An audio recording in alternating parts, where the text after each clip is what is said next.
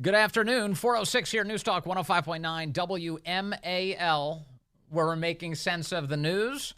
Coming up, Margot Cleveland will be joining us at the top of the next hour. We'll talk to her about the Biden crime family and everything we've learned over the last 48 hours. It turns out every day there's brand new information on all of that corruption.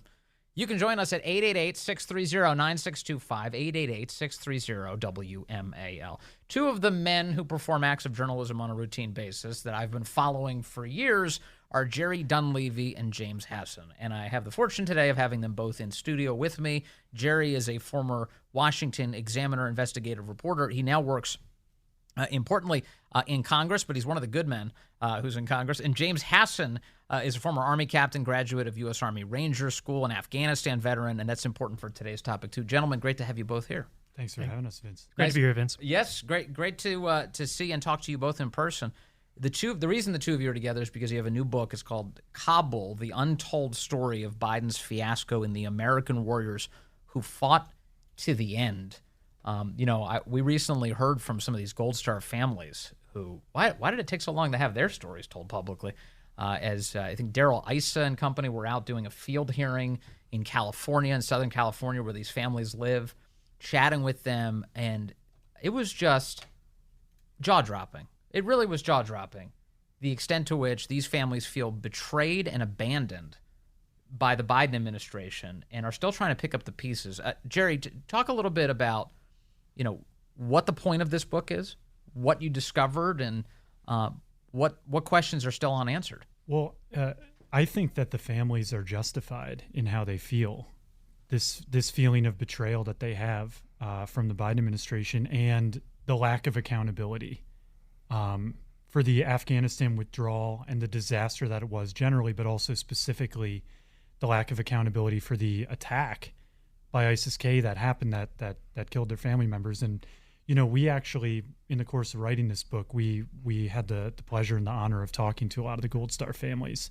And so their stories are included in our book, and our book is actually dedicated to the 13 service members that lost their lives, and to all of the Americans who lost their lives in Afghanistan. And just the attack itself, yes, as we point out in the book, did not have to happen. And at the Abbey Gate attack did not have to happen. And we can go into it further, but one key point to keep in mind is the U.S. abandonment of Bagram Air Base was idiotic in so many different reasons. It would have been a much safer and smarter place to run an evacuation out of. Potentially, if the U.S. had kept its air assets there, we could have stopped the Taliban from taking Kabul. Right. But most importantly, the terrorist who carried out that attack at Abbey Gate, his name's Abdul Rahman al-Ghari, and the Biden administration won't even say his name or admit his name, but he was in prison at Bagram when we abandoned it. The only reason that he was running free and the only reason that he was able to carry out that attack is because we abandoned Bagram, the Taliban took Bagram, and the first thing that the Taliban did when they took Bagram is they freed thousands of ISIS-K prisoners, including that bomber. If we had just kept Bagram Air Base, that bomber would have been sitting behind bars instead of being out there threatening and killing Americans. It's such an important and haunting rundown, Jerry. James, were you stunned by finding out that detail that Bagram really was, and we've known for a while Bagram was the most important asset to hold on to if you're going to leave the country for obvious reasons. You don't have to be Sun Tzu to know that. But the fact that they were releasing terrorists from Bagram that ended up killing American service members, that must have been jaw-dropping. Yeah, it absolutely was. When we started writing Kabul, Jerry and I thought that we knew a lot about this story. And by the time we finished, we realized that we hadn't even known a third of it. So that there's that aspect to the fact that the bomber came directly from Bagram, which we abandoned only for political reasons, because Joe Biden wanted under 1,000 troops. He wanted to be able to say there were under 1,000 troops left in Afghanistan. You can't hold Bagram with under 1,000 troops. So that's one aspect. But there were two other things that we also uncovered while we were reading through the witness interviews and sworn statements that came with that were accompanied the Pentagon's Abbey Gate report. And we came across one from an officer who was senior enough, his name's redacted, but it was senior enough that he was briefing all of the different foreign embassies about the intelligence about the attack. So someone who's very much in the know. And what he told investigators was that they had tracked ISIS-K to a hotel 2 to 3 kilometers west of Hamid Karzai International Airport, and that military leaders, because we were relying on the Taliban for our security, asked the Taliban to raid that location. And of course, they didn't. And secondly, there was a few sworn statements from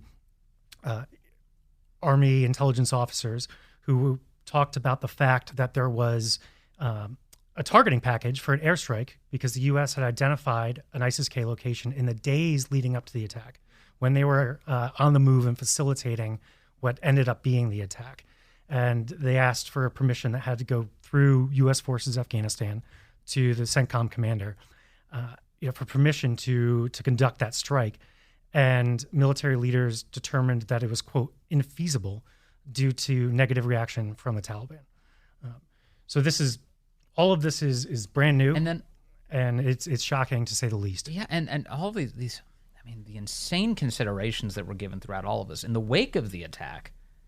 In we know now, to give the appearance of action, they blew up a guy who was not a terrorist. They ended up just striking civilians. Am I right? This is and killing a bunch of people for no reason, and then they ended up admitting later, oh, it was bad intel. The guy was putting water in his truck or something?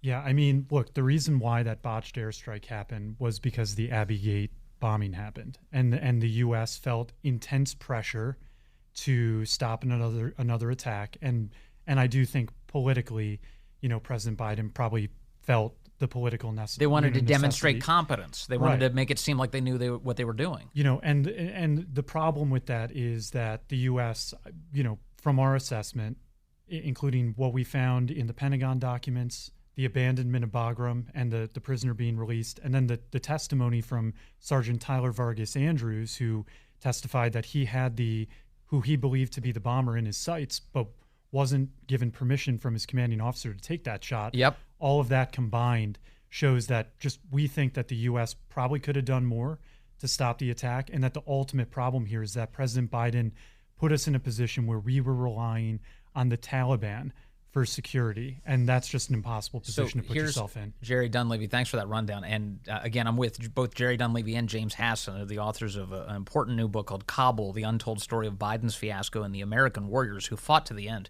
I want to play that audio. This is Sergeant Tyler Vargas Andrews testifying that he believes that he did have the bomber in his sights before the bombing.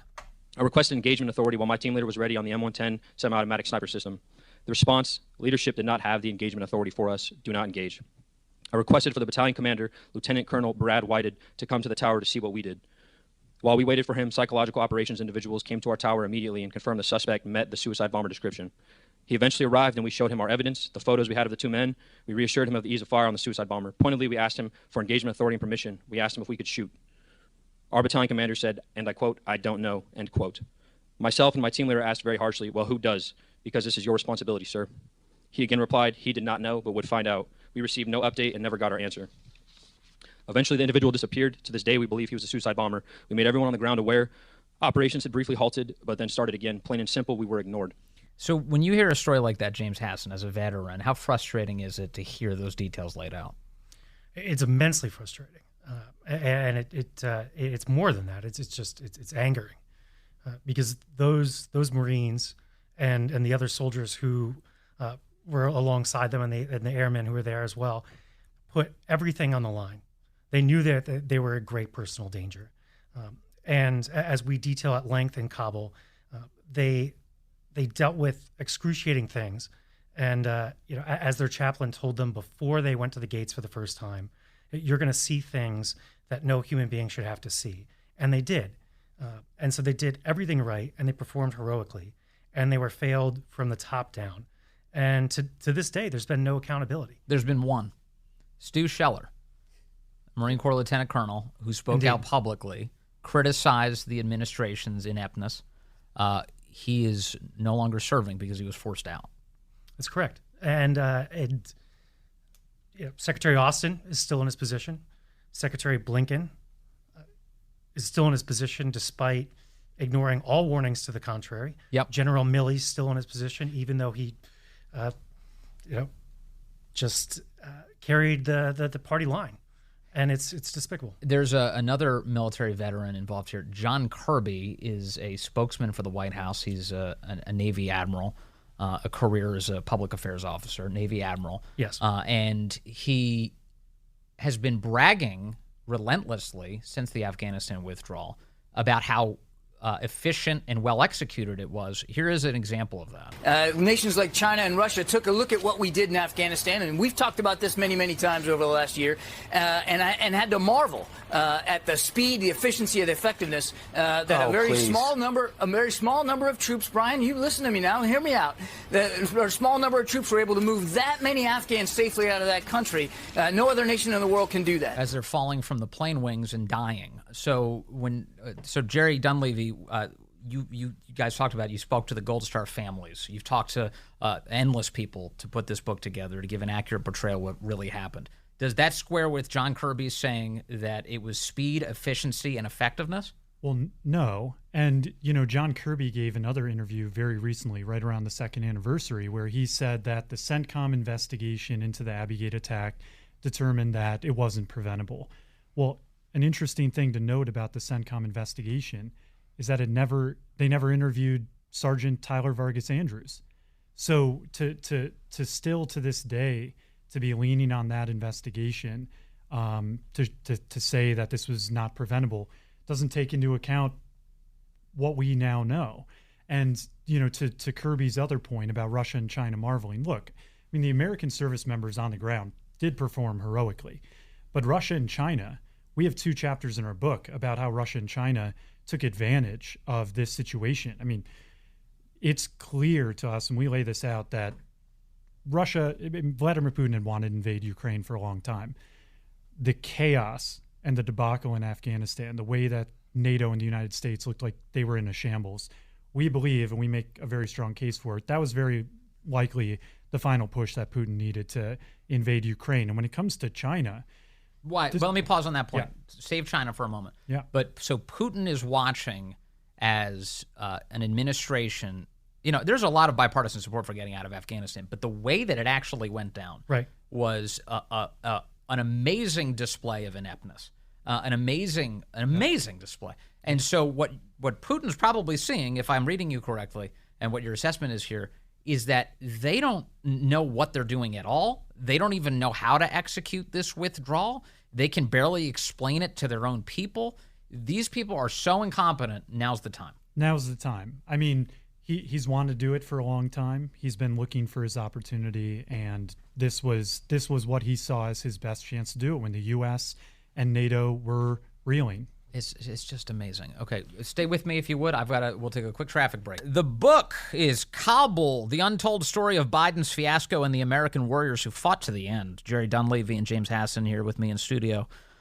James, I just played audio a moment ago of White House spokesman John Kirby bragging about the efficiency of the Afghanistan withdrawal, saying, things went great. And you wanted to make a point on that subject. Yeah, I'm really glad that you played that clip from Kirby using that talking point, because one thing that we point out in Kabul, or that we reveal in Kabul, is that the administration started getting under immense pressure beginning on August 17th and 18th about the slow pace of evacuations. And to counter that, they basically lifted all restrictions for entry to the airfield for about 36 hours until they became completely flooded, but anybody could get in. So at that point, there were tens of thousands of people on the airfield, almost none of whom were American citizens or the Afghan allies we were supposed to get out. They had to shut down the gates for 2 days to be able to process all these people. It's insane. And get them out. There were riots on the airfield because of all the people inside the airfield, and with no ability to control them. And ultimately, military officers said that is what led to the immense pressure that the military received from the Biden administration, from D.C., to keep the gates open on August 26th, when the attack ultimately occurred, because there were still so many people that hadn't been rescued. We don't even let American citizens to their airport gate without going through TSA. How is it that we're letting foreign nationals through by the thousands without any meaningful security check, without screening for the people we actually need to get out of the country? And this is the kind of thing, what's so frustrating about all this is it wasn't like it was a surprise we were leaving. This is the kind of thing you plan in advance. You're like, we're leaving. This is how we're doing it. And this horse crap about, well, we had to stick to the timetable with the Taliban. Screw them. We stick to our own timetable. Whatever that timetable is. We've got the guns. We've got the capability. Let's do that. We'll leave on our own terms. But, we got something very different. Jerry Dunleavy, you mentioned a moment ago that there were signals that were sent in this event, this horrific event, to places like Russia and China. We talked Russia. Talk about China. What lessons did China take from the disastrous withdrawal from Afghanistan? So China clearly saw the writing on the wall in the summer of 2021 as well, because they really started to sidle up to the Taliban. They knew who was going to end up on top, even if apparently the Biden administration didn't. But when Kabul fell and the Taliban took over, China labeled this the Kabul moment. This is Chinese propaganda, their government propaganda, their state media, the Kabul moment. And they use this as propaganda against Taiwan, essentially saying, look, this is what the U.S. did in Afghanistan. They're leaving their Afghan allies behind. And this is what awaits you if you're going to try to rely on the United States to come to your rescue when we invade. So don't bother. We're coming for you. And you can't count on the U.S. And we have an entire chapter called the CCP and the Kabul moment. And I was wondering when we published the book, how long is China going to continue to use this messaging? And lo and behold, we're in the second anniversary, and the Chinese Foreign Ministry on August 15th comes out and is talking about the Kabul moment again. Yeah. Last question for you guys. James, you talk to these Gold Star families. We are now, by my count, 5 days away. August 26th of 2021 was the day of the bombing at the Abbey Gate. You talk to these Gold Star families. How are they going to mark that date this year? With a whole tremendous amount of sadness and anger, as is appropriate. And I'll kick that to Jerry a little bit because he's developed some very strong relationships with those families throughout the book.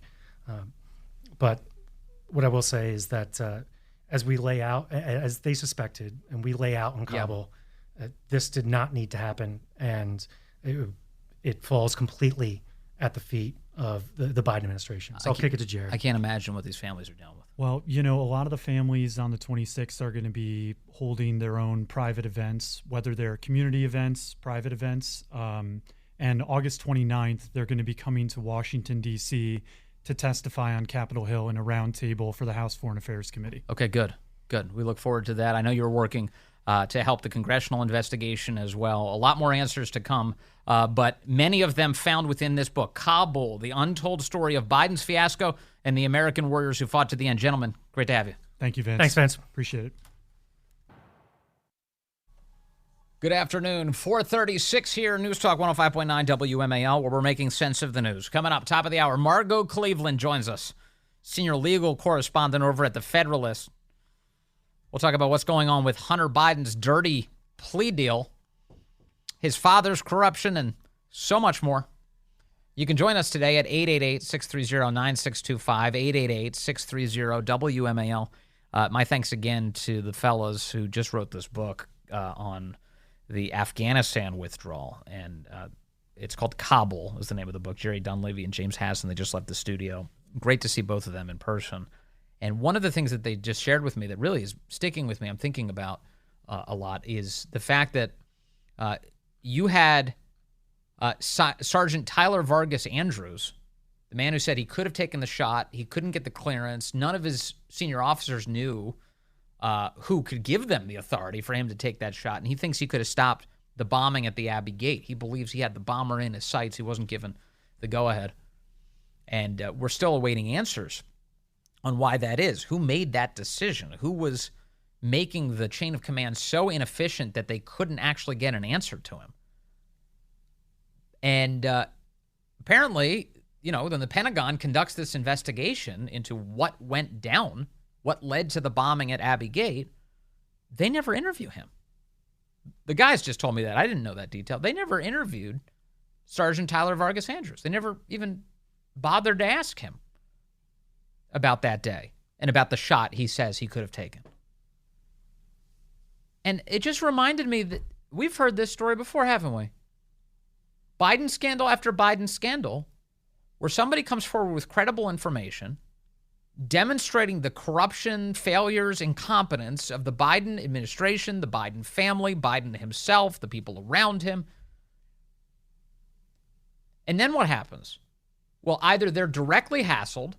Journalist Matt Taibbi comes to mind, a guy who testifies to Congress about the Biden administration's censorship of the American people by way of the social media companies. As he's testifying before Congress, IRS goons are pounding on his door. Either they get attacked directly like that, or maybe like Mark Houck. Mark Houck, a man who gets raided and arrested by the FBI because what? Because he tried to save some babies' lives outside of an abortion mill? Come on. It was all about politics. Local authorities weren't going to hassle Mark Houck. They said, there's no case here. But the feds did to try and hurt him. And then what about Tony Bobulinski? What about guys who come forward and have credible accusations about Biden family corruption? They lay them out in detail. He's a perfectly good source. He kind of meets all the things that you'd want out of a good source for a piece of journalism, doesn't he? Or for a real investigation. He's an actual business partner to Hunter Biden. He was actually in business with him in China. He actually has the email evidence that shows that he was in that business relationship. He's intimately familiar with the emails coming to and from Hunter Biden. He's intimately familiar with Hunter Biden's family business arrangements. He knows that when 10% for the big guy appears in an email, that references Joseph Robinette Biden. He knows that. How certain is he? 1,000%. And so leading up to the 2020 election, he has a conversation with the FBI. One conversation. They take his information, and then he never hears from them again. Never. They go dark. So in a very different, high-stakes scenario, Sergeant Tyler Vargas Andrews has got all this important information about how the attack at Abbey Gate could have been prevented, and nobody ever checks in with them. Why bother? That would make the Biden administration look bad. So don't talk to him. Don't call him in. Don't have an interview with him. Tony Bobulinski, that's going to make Biden look bad. Don't call him in.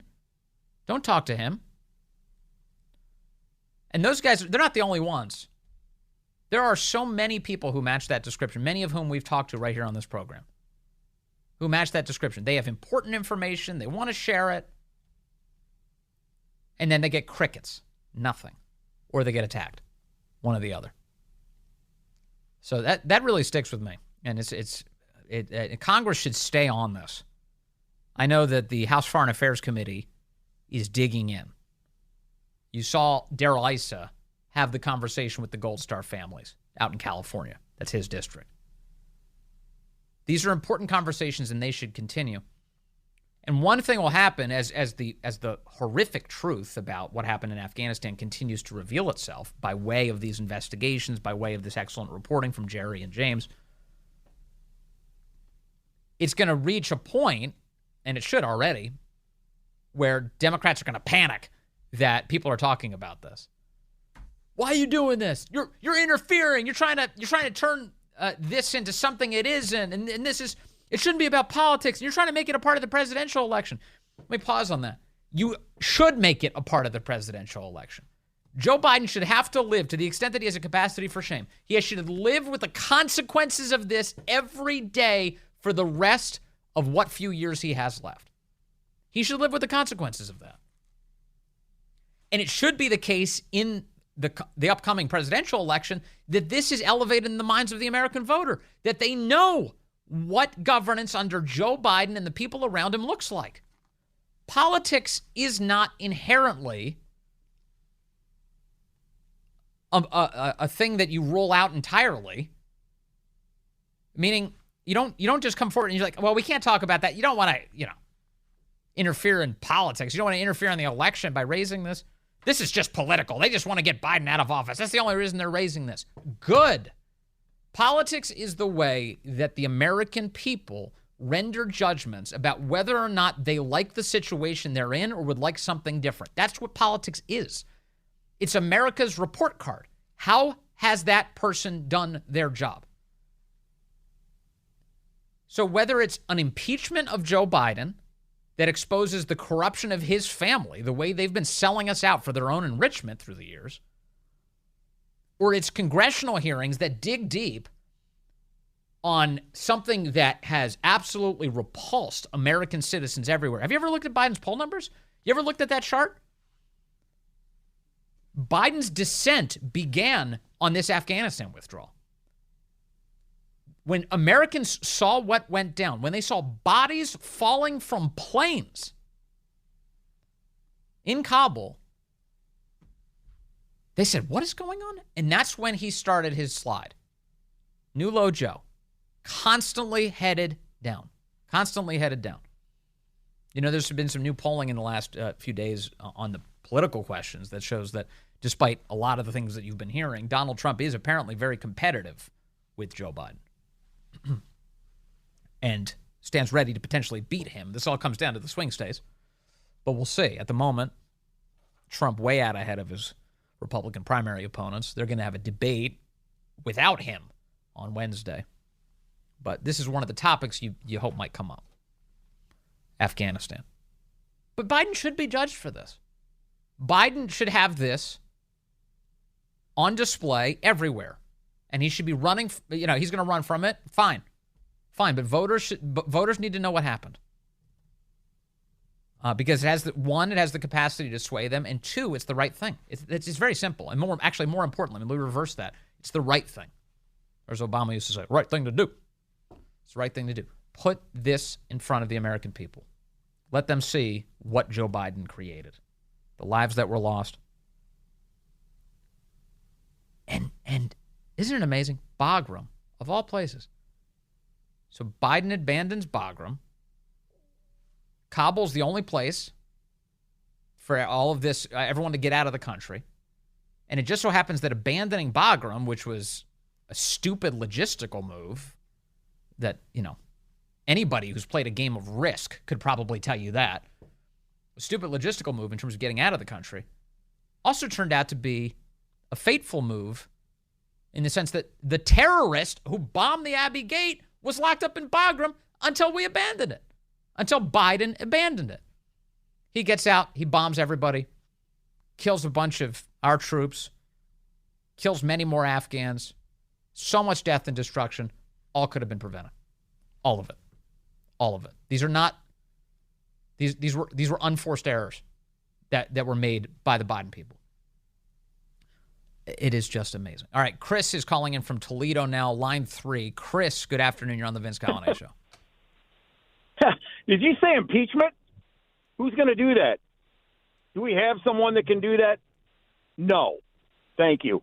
What do you mean? And I don't care if they did hold on. And I don't care if Kamala Harris Chris, I don't stand care by. if Kamala Harris does become the president. We can impeach her, too. Got it. But, Chris, what point are you trying to make? You're saying that the Republicans aren't going to actually move forward with impeachment in the House? You mean if they take their dresses off? Is that what you're saying? I'm asking you. They're not impeaching anybody. Come on. Let's be serious. They should, is the point I'm making. They should. And you and I both know that the Senate isn't going to vote to convict this guy. But the value of an impeachment is, first of all, he's met every threshold imaginable to be impeached. I mean, one of the basics here, other than high crimes and misdemeanors, is bribery. The man was taking money in order to pursue political outcomes and enriching his family. So come on, that's an obvious one. We have criminals living in the White House. We have real criminals living in the White House. Yes. What are they doing about it? That's right. Nothing.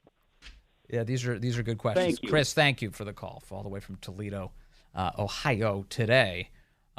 So, look, I think the impeachment process is going to be valuable if they can actually get it underway. Remember, McCarthy, Speaker McCarthy, who really is the keeper of the keys on this question, to the extent that he can get his caucus together, on and on. He has been, I don't know, he's been rattling a saber or something about impeachment. We're getting close. He said that a couple times about how Alejandro Mayorkas and about Joe Biden. Okay, I'll believe it when I see it. But the whole point of that is to be an exposition of what's really going on. McCarthy claims that the reason that they would pursue impeachment is because they can use the investigative powers that are available to the House. I guess they're even more extraordinary in an impeachment scenario to be able to dig into the Biden crime family. Well, if that's the case, get it underway today, baby. Let me take Rob calling in from Montgomery County, Maryland now. Rob, good afternoon. You're on the Vince Coglianese Show. Well, Vince, I'm glad you got to get away for a while and catch your breath, and now you're back. Hey, and, thank you. Raring to go. So much to get to, isn't there? Go ahead, Rob. What's on your mind? Yeah. Well, something you mentioned earlier about Weiss and the case with Hunter Biden and all that. Yeah. Besides the fact, quite simply, that it's the inmates guarding the asylum with that. Mm-hmm. You've got a prosecutor that isn't going to prosecute. He's bought and paid for. And then it's a circus up there, and it's not going to go anywhere. And the previous caller was talking about no one's going to do anything. Right. I know that McCarthy is close to pulling the trigger, possibly on maybe I should rephrase that, on an impeachment inquiry. But this is getting to a point. I heard something that Dan said earlier today, and Bangino, and I've never heard anyone mention, in that you have the state media reporting like, well, the Republicans are complaining about all these things and all that, but they never talk about the story ever, or they either omit it. You know what I'm saying? Yep. And that is the truth. That's what's going on here. So this circus, I don't know how we're going to get a grip on this, really, to be frank. I've called you before, and I appreciate your time very much. But this has gotten to the point now where, besides the typical strategy that I don't want to call the Democrat Party anymore. I really don't. But the strategy they have is to pin everybody against each other. And all this constant he said, she said, you know what I'm saying? It's like we need to have some adults in the room, and we need it real bad, real fast. Well, you have to. And here's to your point, if I can expand on it. You've got these Democrats. It's not just about sowing division. Of course, that's a huge part of this, kind of the Marxist playbook here. But it's about undermining all of these systems to the point that they remove the ability of voters to render judgments. Or to do anything. Or to do anything at all. So can do something to do anything. I'll give you an example. Here's one from over the weekend. There is now a movement afoot, yet again, to say that Donald Trump can't be on the ballot in the next presidential election because he'll probably be found guilty of Insurrection Act law violations, and therefore, under the 14th Amendment, he's ineligible to be president of the United States. This is how much they hate the voters. They have so little trust for voters to render judgments that they want to remove the ability for you to do that. They would like to disqualify Trump from even appearing on the ballot for fear that voters may choose him. This is the logic here. So right to your point, Rob, the strategy is fundamentally anti-democratic. It's anti-republic. It's about undermining the ability of the common man to render a judgment about who leads. Yeah, it's despicable, and it's, I don't know, it's just such a crying shame, and no one will ever take responsibility for all these mistakes that have been made. No accountability. Never, like Victor Hansen said last night. There's never an apology. No, ever. No. Well, anyway, listen, thank you so much. I know you have other people to talk to. Rob, thank you for what you do. And yeah, I appreciate the call, Rob, as always. All right. Yeah, on the point that nobody ever holds these people accountable, nobody ever calls them out for their sins and their insanity. There is some refreshing news on this front.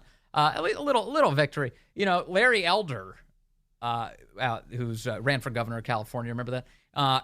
Larry Elder was on that show, The Breakfast Club, with the guy who calls himself Charlemagne Thagard, and he confronted Charlemagne because if you'll recall, during the presidential campaign, Biden sat down with this guy, and he said to him, "If you don't vote for me, you ain't black." He says to Charlemagne the God, and Charlemagne Thagard is sitting there. he just took it. So Larry Elder, to his great credit, threw down with this guy on his own show and said, hey, wait a second. Biden said that to your face, and you didn't have a response for him? I'm going to play that audio for you coming up. It's fantastic. You don't want to miss it. Also, Margot Cleveland joins us just moments away. We'll talk about that Biden crime family and what we've learned lately.